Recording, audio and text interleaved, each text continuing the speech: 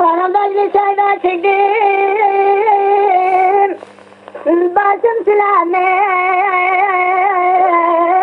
oluyor.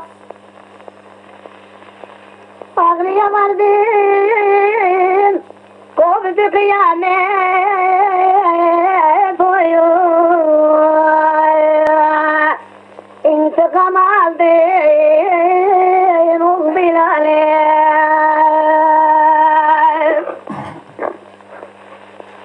Karolsun savcı etti hıyanet oluyor. Ben razıyım bu gece açma zindanı var. Bende sonra var olsun kanunu dolayı. Anama söyleyin beni yaralıyım. Gelin savcıya söyleyin dostlar beni karalıyım.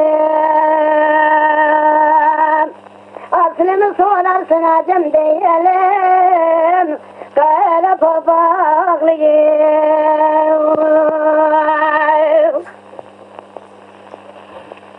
Anamdan geçerler çektim,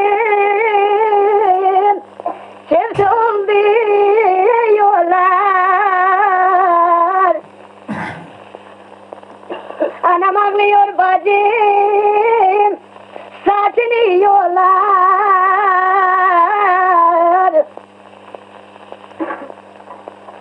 Bağladım beline silahımı, oldum bir sırar.